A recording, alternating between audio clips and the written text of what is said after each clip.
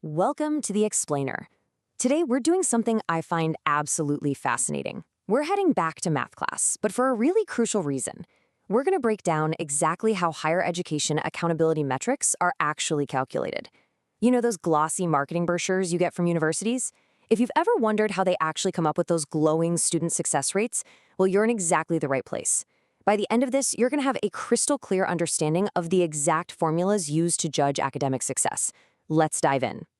So this brings us to a massive question. How do we actually measure student success? I mean, you see universities advertising their sky-high graduation rates on their websites all the time.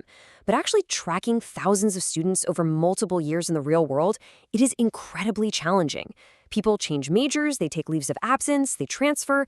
Life simply happens. Without a standardized way to measure this, those statistics can easily become, well, misleading. It makes it incredibly hard for prospective students and investors to just compare apples to apples.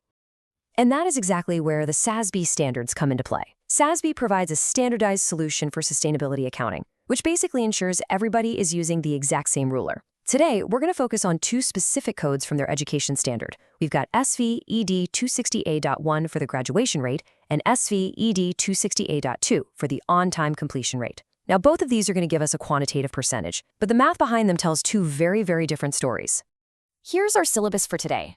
First, tracking student success. Second, defining the variables. Third, building the adjusted cohort. Fourth, the 100% on-time rate. And finally, fifth, the 150% graduation rate. Section 1. Tracking student success. The stakes. The truth is, higher education is expensive, right? Increasing tuition payments require more and more students to finance their education with government and private loans. And the rapid growth in student debt creates massive economic and social negative externalities if those loans go into default. Think about it.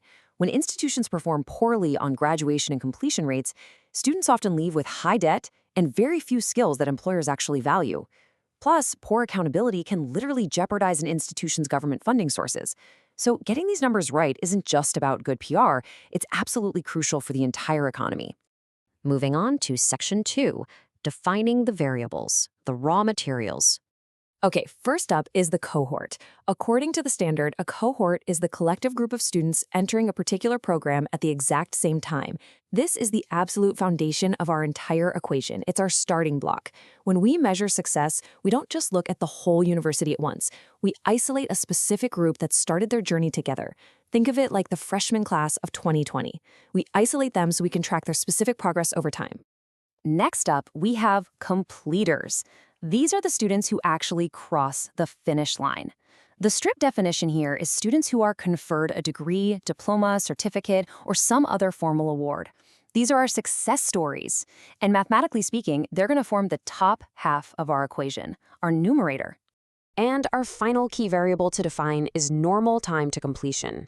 This is the amount of time necessary for a student to complete all requirements for a degree exactly as it's laid out in the institution's catalog. For example, in a standard term-based institution, this typically lasts 4 years, so 8 semesters, for a bachelor's degree. For an associate's degree, it's typically 2 years or 4 semesters. Basically, this sets the time boundary for our math. Section 3. Building the adjusted cohort, refining the denominator. Now, data in the real world is messy, so we can't just use that initial starting block of students. We have to refine it. Step 1 is taking that initial cohort.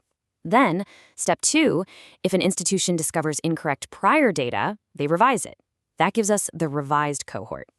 Finally, in step 3, we remove allowable exclusions. After that subtraction, we are left with the adjusted cohort. And that number right there is the ultimate denominator for our upcoming fractions. Now, you might be wondering, what exactly counts as an allowable exclusion? An institution can't just remove a student from the math because they were failing or because they dropped out to take a job. No way. The SASB standard is incredibly strict about this. You can only legally remove a student from that denominator for a few very specific major life events if they leave the institution: death, total and permanent disability, active service in the armed forces, or service with a foreign aid service of the government, like the Peace Corps. That's pretty much it. This brilliantly illustrates how those numbers actually shake out in practice. Notice how your initial group mathematically shrinks down. Data revisions and allowable exclusions pull a small percentage of students out of the equation entirely. What you are left with, that largest piece of the pie, is the true, accurate, adjusted cohort. This is the bedrock baseline we absolutely must use for both of our calculations today. All right, Section 4, the 100% on-time rate, code SVED260A.2. Here is the exact formula. The on-time completion rate equals the number of completers within 100% of normal time divided by the total revised adjusted cohort. I really want to emphasize exactly what this means. This metric only counts students who finish exactly within that catalog timeframe. If the catalog says a bachelor's degree takes 4 years, the student must be conferred their award within those exact 4 years. If they take 4 years and just 1 extra summer semester, they do not count as a success in the specific equation. It is a very strict measurement of efficiency. It's kind of like a strict baking recipe. You have to pull it out of the oven right at the buzzer. Section 5, the 150% graduation rate, code SVE 260A.1. Now, let's break down this second formula. The graduation rate equals the number of completers within 150% of normal time, divided by that exact same revised adjusted cohort. Notice the difference in the numerator here. This metric grants a 150% window. So for a standard 4-year bachelor's degree, 150% of normal time is 6 years. It provides a much more flexible definition of graduation that accounts for real life, students who might need to work part-time or change their majors. If a student takes 5 or even 6 full years, the classic super senior, to get that 4-year degree, they are still counted as a complete success under this specific metric. So when we compare these two metrics head-to-head, notice that the denominator, the revised adjusted cohort, remains mathematically identical for both equations. The bottom number doesn't change.